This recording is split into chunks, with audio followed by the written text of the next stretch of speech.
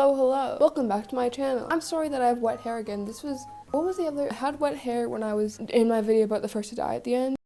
It was really awkward, but this was my window to record this video and I'm not passing it up. Today is a very special video because it is 2023. That is insane. I cannot believe I've had this channel long enough that I've been able to reach a new year and create a video about the new year. So glad to have another year with this channel. Not that I've had this channel for a year. I've had it for, I don't know how long. But today we're going to be making a video that is different than my normal videos. I usually make videos about book reviews, but today I've decided to do something to just wrap up the new year, because as much as I love the books that I've read this year, and I've read a lot of books this year, I want to leave them in 2022. I don't want to be dragging books that I read last year into this year of my channel. I want to just wrap it all up, which is why I'm making my 2023 wrapped, my 2022 wrapped, sorry, where I'll be covering my top 5 books of the year, books that I read and didn't really like, books that I haven't finished yet, and I'll be reading this year. I'm so excited to bring you guys into the new year and to continue on this journey. So yeah, let's just get into it. Let's just talk about books. So first thing I'm going to talk about is my top 5 books of the year. And I'm going to start at number 5 and work my way up. So the book that has earned 5th place in my top 5 this year, And They Lived by Stephen Salvatore. The full view here.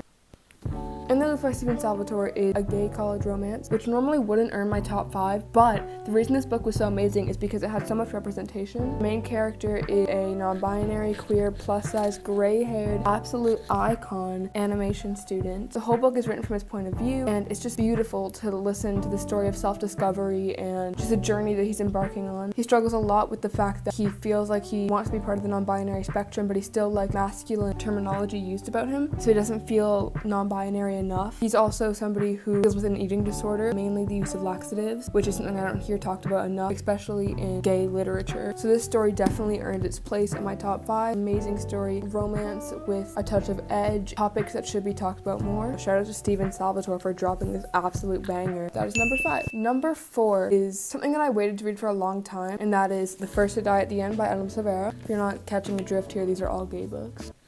The First to Die at the End is the long-awaited prequel to They Both Die at the End, which is an amazing #1 New York Times bestseller. Everybody loved that story. And I have videos about both They Both Die at the End and The First to Die at the End up on my channel, which will be linked down below. So if you want to go watch those, I highly recommend it. So I'm not going to talk about it too much on here because I've already talked about it. And I made a little video that showed me reading it and my view of it. Honestly, reading it is I feel like it's a rite of passage in the book community right now, is reading They Both Die at the End and The First to Die at the End. Definitely earned. Number 3, I unfortunately don't have the physical copy.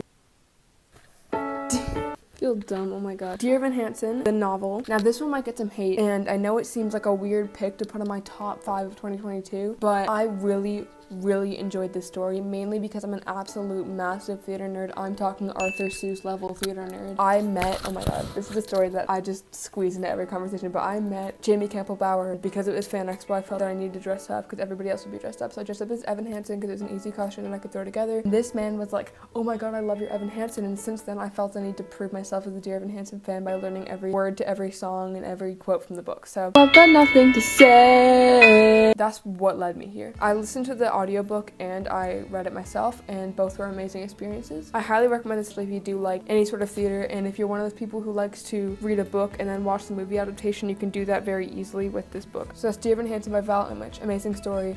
I recommend it highly. Genuinely, I really liked it. And I know it sounds dumb, but I really liked it. Earned its place. So number 2 is a little bit of a repeat because it's also an Adam Silvera book. Now people are gonna call me basic, but I don't care because I am basic. And I like being basic. These are good books. Why should I hide this? It's History Is All You Left Me, which didn't come out this year. I believe this came out in 2017, 2016. But it is really good. And this is a book that I genuinely might be making a video about in the new year. I'm not 100% sure. It follows our main character, Griffin, as he deals with the death of his ex, Theo. Theo, which is his first love, absolute muse, and they stay best friends after they break up. Before Theo dies, he's dating a different boy, and that boy's name is... Trust me, I know. Jackson, which makes it hard for him to deal with the loss of his ex because Jackson is there in his face at the funeral. But the reason I like this book so much is because it flips between talking about the present day, about Griffin, which is the entire book is written in his point of view, talking to Theo in the afterlife, and then in the next chapter it switches over to the history section, so it talks about them when they were together, and then you flip back and forth between these two point of views. Recommend it 100%. That is my second place book that I read this year, and I loved every minute of it. I highly, highly, highly recommend this book. And in my top place book that I've read this year, All That's Left in the World by Eric J. Brown. Again, I have a video about this, but I actually made like a few days ago, so it's very recent. I'm not going to talk too much about this on here in this video, but it is so good. I can't even put it into words. It is so amazing. It is a apocalypse romance about two boys. It takes place in the future. Their entire families are wiped out by this virus, and the two of them are left on their own together. One of them is injured, the other one nurses them back to health. I highly, highly recommend this. Now we get into the controversial section, if I may say, because this is a book that I really, really strongly dislike, and a lot of people highly disagree with me. Now, this is one that I haven't posted about for that reason. I didn't want to get people super upset. It needs to be said that I don't like this book. Now, I posted one TikTok about not liking this book, and I had to take it down within like 20 minutes because the amount of hate I got for it. But this book is, I'm sorry. Red, White, and Royal Blue by Casey McQuiston. Before you bust out the pitchforks and knives, show up on my front door, pleading a vengeance. This book is terrible. This book is terrible. This book follows our two main characters, Alex and Henry. Alex being the son of the President of the United States, and Henry being the Prince of Wales, in an enemies to lovers type thing.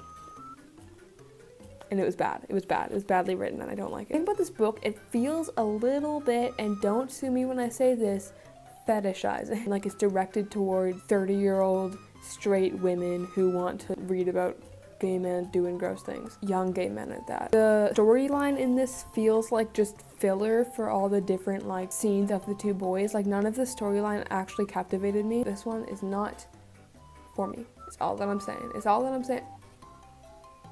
If you want to unsubscribe and like send me death threats, go for it. I also don't like the cover art is really my thing.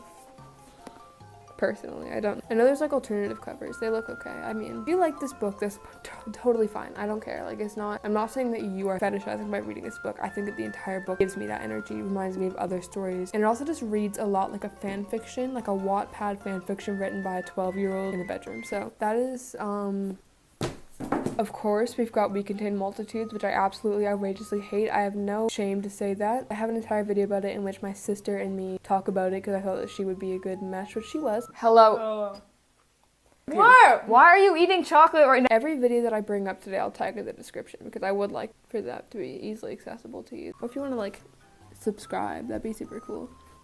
Before I carry on with the video, I would like to know, leave a comment down below of what your favorite books you read this year is. If you have any recommendations for what you want me to read or review, really want to take more recommendations because my bookshelf is feeling a little barren. I want it to be a little more filled up. So if you have any books that you read this year that you absolutely loved or any commentary on the books that I mentioned here, then please go ahead and comment down below because I would love to hear your guys' advice and your guys' input. Now let's talk about some books that I started this year and didn't finish. First one I would like to talk about is Out of the Blue by Jason June. I really liked the bits that I read of this book. There were definitely some parts that kind of gave me the ick. Only like some of the slang used by the mermaids. You know what? It was funny. Like it was like a cringe slash, oh my god, this is kind of funny. So I do actually plan to finish this book, of course, but like I got a new book that at the time kind of felt more appealing to me and I like switched over and I didn't switch back. Another book that I started and didn't finish was This Gets Out. Now that book, when I bought it, I didn't realize it was like boy band kind of romance, and hearing that kind of set me off of it, which is upsetting because now that I'm thinking about it, like I don't have any issue with that plotline at all, and I will read it. I think it might be the next read that I do. For the immense change in quality, I had to switch over to filming on my iPad because my camera died, so it's like a weird angle now and stuff. Wrapping things up now, I just want to talk really quickly about my plans for 2023 with this channel. Now first things first, I do want to expand my horizons. I'm not just going to do book reviews this year. Things like book hauls, discussions. I don't want to just be the same channel. This account doesn't get very much attention and I'm okay with that. I think that's it for my 2022 wrapped. I'm really glad to bring you guys along on this journey because it really is something that I'm looking at as a really big source of my happiness, and reading is a really big part of my life and I want it to be a part of other people's lives too because it is just an amazing hobby to have, something that is completely life-changing for so many people, including myself. I think I'm gonna wrap this up pretty quickly because I have things to do right now. Check out my other videos. Stay tuned for more in 2023. I'm so excited to bring this channel along with me. Bye!